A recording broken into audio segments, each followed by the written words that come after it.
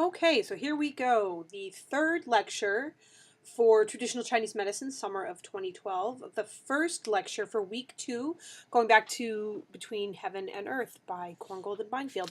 So there's really not a whole heck of a lot of new material in this lecture. It's really just adding layers and adding a few details to what we've already talked about in the previous lecture and then in class a little bit as well. So hopefully you come away with a little bit more nuanced understanding of Chinese medicine and its philosophies. So something to think about as I kind of go through this. I think this is a really good background to keep in your head, that our minds create what is real and our lived experiences generate our thoughts. So another way of saying that is that perception is reality.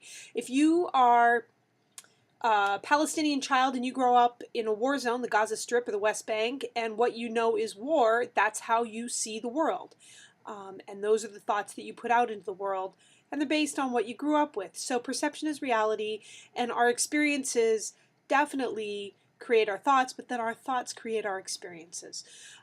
So another way to think of that with respect to Chinese medicine is that Chinese people look at TCM differently than Western people look at TCM.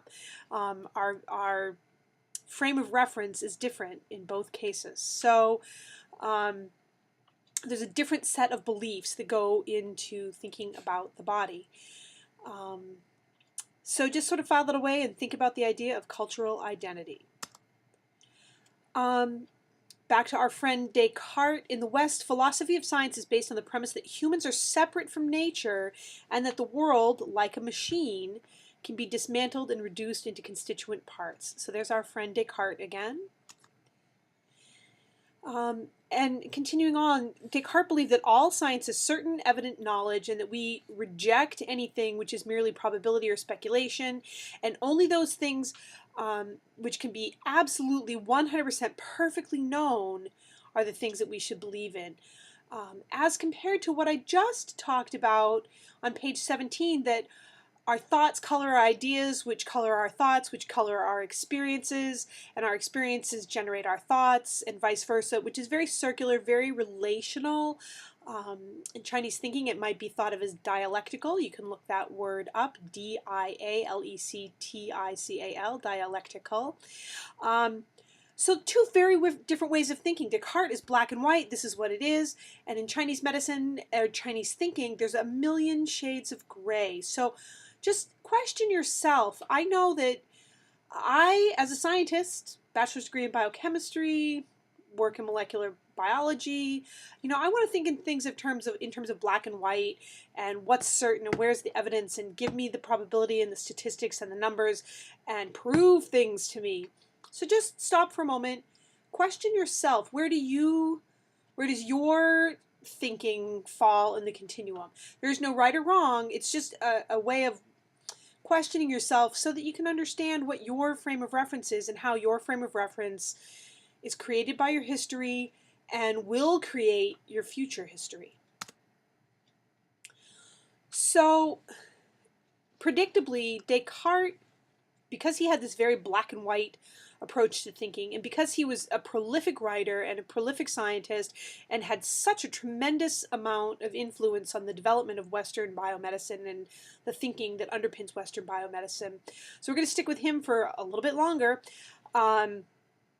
So he thought of the human body as a machine and thought about the way the gears of a clock would fit together. Everything ticks and talks perfectly, and if things get a little rusty or need a little grease, that's when you would think of disease coming in. That if the machine isn't well tuned, the man isn't healthy. So a really clear division between mind and matter, and again, published all kinds of thinking about this, saying that there's nothing in the concept of the body that belongs to the mind and nothing in that of the mind that belongs to the body. So I think that in the early 21st century, we can categorically say that that is not true. We know that the mind and the body absolutely influence each other. It is absolutely a two-way street. Here's an interesting little scientific research. There's a study published, I don't know, maybe 8, or 10 years ago, I don't really remember, it doesn't matter, that people who have, and women in particular, who have had Botox have less incident of depression, anxiety, that sort of thing, negative thinking. So you might say, well, if you've got enough money that you can afford to get Botox, of course you're a happier person. But the scientists in their research sort of corrected statistically for that possibility, and it turns out that doesn't really matter. How much money you have doesn't really matter. It turns out that people who don't frown as much, which people who have had Botox don't frown as much because their facial muscles are paralyzed, people who don't frown as much are more happy than people who do frown all the time. So again, the body, the physical makeup of the body, the physical activity of the body, changing the mind. If you're frowning less, you're happier. If you have Botox, you frown less. Ergo, if you have Botox, you're happier. So it's just kind of an interesting little thing that sort of tangentially, Botox is kind of a antidepressant, so to speak. So I just throw that out there because it's kind of interesting. You could probably look it up on the internet if you're interested and find the original research. Another thing that you might be interested in reading, so we know now in the early 20th century that you can't separate the mind from the body. That's absolutely a two-way street. But as early as like 40 years ago, that was just not even a remote possibility. Cartesian dualism, separation of mind and body was absolutely the way things went, and the idea that there was a two-way street just never entered the realm of scientific thinking. And then along came a PhD researcher by the name of Candace Pert, who made some pretty interesting biochemical discoveries in the body. I won't get into it here too much, but it's a great book, Molecules of Emotion, and maybe that could be a good summer read for you. It's good stuff. So, sticking with the Cartesian approach, the Western biomedicine approach to viewing the body, people are like machines. There's a great picture of pipes and gears and what have you on page 21. I couldn't find a picture of it online, so I couldn't include it in the PowerPoint. So when people are like machines, doctors become like mechanics. The mechanic occasionally performs routine maintenance, i.e. the yearly physical, but for the most part intervenes to execute emergency repairs. And I think that that's a pretty good summary of the way Western biomedicine works. The marriage of science, industry, and medicine has spawned an age of innovation and specialization. As a result, the human body and mind were divided and reduced into ever more diverse and refined areas of investigation. So there's a huge need for primary care physicians and family physicians and general practitioners, but you can have specialties such as a cardiologist, and even within the idea of a cardiologist specialty, you could have a cardiac surgeon, a thoracic surgeon, or you could have a pediatric cardiologist, or you could have, I don't know, a genetic cardiologist, somebody who deals with genetic dysfunctions of the heart. So there's a gazillion different layers of specialty within the specialties. There's layer upon layer of specialty. So all Western biomedical science is based on those reductionist, smaller and smaller and smaller viewpoints. So the doctor's mechanic separates the whole into the parts. Sorting out the parts enabled early Western doctors to conceptualize a diseased entity as a faulty component and then sever it from the organism. You can, and even sever it in a figurative sense, but also in a literal sense. Surgery is about, chopping off the diseased limb, cutting out the diseased organ, and whether we're talking about surgery, that's the obvious example, but even, providing the single appropriate antibiotic to treat a specific disease is a way, again, of looking at a faulty piece of the system, and we remove the faulty piece, replace it with something new, or just cut it out and get rid of it. And we've got that reductionist thinking pervading the concepts and applications of Western biomedical treatment. So this is just a little step aside to Kapchuk's The Web That Has No Weaver and his description of reductionism and mechanistic medicine. So this is right from page 3, way early in chapter 1. Western biomedicine is primarily concerned with isolable disease categories or agents of disease, which it zeroes in on, isolates, and tries to change, control, or destroy. The Western physician starts with a symptom and then searches for the underlying mechanism or cause, a precise cause for a specific disease. So that's that cause and effect, reductionist Cartesian thinking from our friend Descartes. In Chinese thinking, that sort of cause and effect stuff doesn't exist. It simply does not exist. So from page 26 of The Web That Has No Weaver, the mechanical view of the world simply did not develop in Chinese thought. And the organicist view of which every phenomenon was connected with every other was universal among Chinese thinking. So there's no mechanical cause and effect kind of thinking. Instead, organicists and Chinese thinkers believed that everything was part of a hierarchy of wholes forming a cosmic and organic pattern, and the laws that were obeyed were the internal dictates of their own nature. So a dandelion is yellow because it's yellow, or a rose is pink because it's pink, or red, or whatever. The 21st century, I sort of hate this sort of slacker phrase, but it is what it is. It's actually a pretty good summary of Chinese thinking. Things are the way they are because they are the way they are. We don't need to know why a person has diabetes or somebody has an infection. It's just the way it is. When all of the situations are taken together as a whole, it can't be any other way. It is what it is. So that mechanical reductionist worldview that so pervades Western biomedicine just doesn't exist in Chinese thinking and TCM. So what is the characteristic, or what is the description, I should say, what is the paradigm for traditional Chinese medicine? And that is the human is as a garden and not a machine.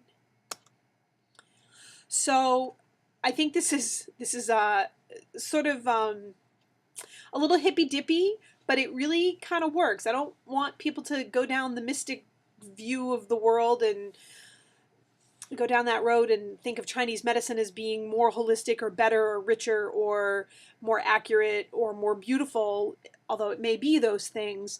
It's just a different set of worldviews. So the human being is a microcosm of nature, a smaller universe, sustained by the power of earth and transformed by the power of heaven. So that's where the title of this book comes from, Between Heaven and Earth. In traditional Chinese medicine and Taoist thinking, don't attach any religious, Christian value to the idea of earth and heaven.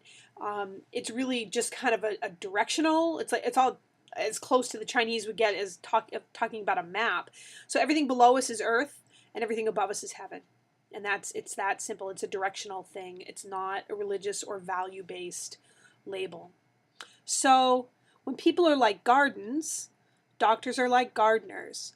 And then the role of the Chinese doctor is to cultivate life, as opposed to the Western biomedicine doctor that cuts out the disease. The Chinese doctor helps to grow health. So a garden is a dynamic, self-regulating system that transforms sunlight and water into living tissue. Through this process of transformation, the garden continuously sustains and recreates itself. Now, things definitely can get out of balance, and that's where the role of the Chinese physician or the gardener comes in. So we're going to get back to that idea in a minute, but first, just take a look at that picture. This is right straight out of the book. I found it on the internet, so I wanted to include it here. I think it's it's goofy, but it's kind of a nifty little picture displaying nature and biological processes as being part of and making up a human being. So in order for the total human being or the larger system to be in balance as a whole, each smaller system within it must also be balanced. Another example that that Between Heaven and Earth uses is to talk about a symphony and instruments.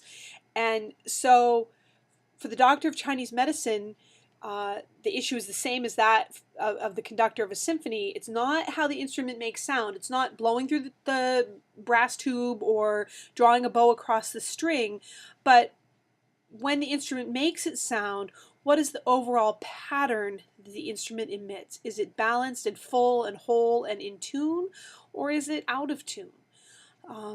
So traditional Chinese medicine just doesn't use that reductionist thinking. In fact, it kind of uses a synthetic thinking. If Western biomedicine pulls the pieces apart until they can find the problem, traditional Chinese medicine puts the pieces together until it can see the whole pattern, looking for overall pattern and sub-patterns that are synthesized and created to make up the larger pattern. So if things get out of balance, if the pattern is out of balance, and that definitely happens, disease is a failure on the part of the organism to adapt to a challenge, whether that challenge is a harmful substance, bad food, polluted air, poison, alcohol, whatever harmful substance. Maybe you could even say that exposure to bacteria and viruses are harmful substances, or maybe it's a bad feeling that our failure to adapt can arise within us based on how we feel about ourselves, based on how we feel about the world, or maybe these are bad feelings that have been inflicted upon us by others. So a substance or a feeling can cause the failure to adapt to challenge, and that would be disease. So if the physician is a gardener, he crumbles the soil between his fingers, looks, listens, senses, kneeling among the plants, and on the basis of those observations, he judges the garden's needs. So the Chinese medical doctor, again, is not looking to pull the pieces apart, looking for the specific cause. He's looking at the whole system, every subsystem, the whole pattern, and every sub-pattern. And when he finds the place in the pattern, the overall pattern that's a little out of balance, he can determine what the course of treatment is.